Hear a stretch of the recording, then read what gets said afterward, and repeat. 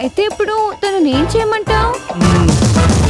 అదే ఆలోచించుకోమని చెప్తున్నా. పోనీ ఒక సలహా చెప్పొచ్చు కదరా. చెప్తున్నాను కదా మావా, అర్థం చేసుకోవాలి. ప్రతిదీ విడమర్చి చెప్పాలంటే తనేమన్నా చిన్నపిల్ల ఏంటి? అయినా ఈ సంబంధం చేసుకోవడం నాకు ఇష్టం లేదు. తర్వాత నీ ఇష్టం. చెప్పాగా నాకు ఇష్టం లేదు. అల్లుడు అల్లుడు అల్లుడు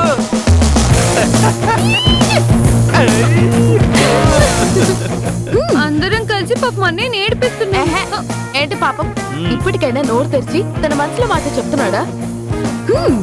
ఏదో సంబంధం వచ్చింది మగడా అంటే స్వీట్ నుంచి హాట్ షిఫ్ట్ అవ్వచ్చని సామెతలు చెప్తున్నాడు. ఎడవని ఈ రాత్రంతా ఏడిస్తే తెల్లారాక విషయం చెప్పి నవ్విస్తాను. వస్తాను. Bye bye.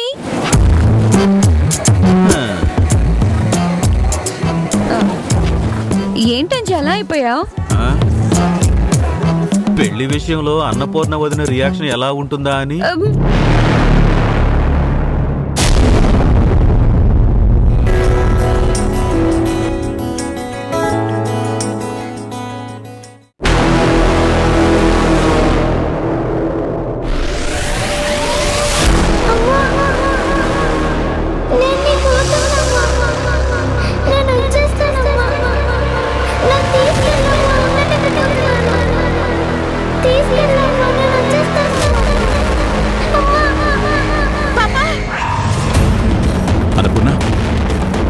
అన్నపూర్ణ, ఏమైంది అన్నపూర్ణ?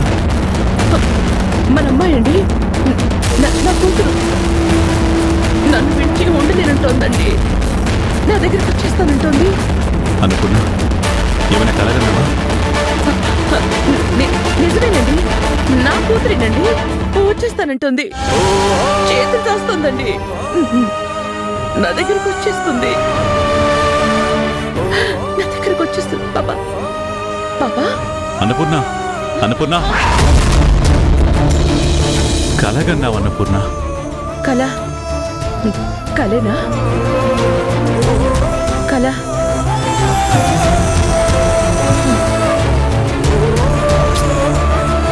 తీసుకో, నీళ్ళు తాగు, తాగు, మంచినీళ్ళు తాగు.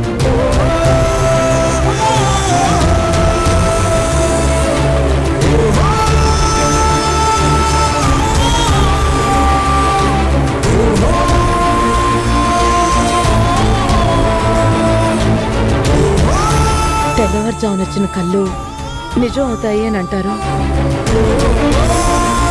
అలాంటిది నాకు ఇలాంటి కళ ఎందుకు వచ్చిందండి?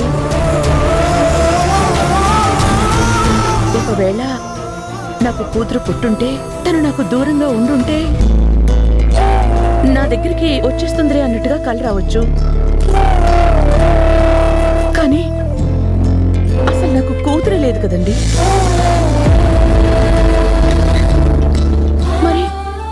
ఇలాంటి కళ ఎందుకు వచ్చినట్టు?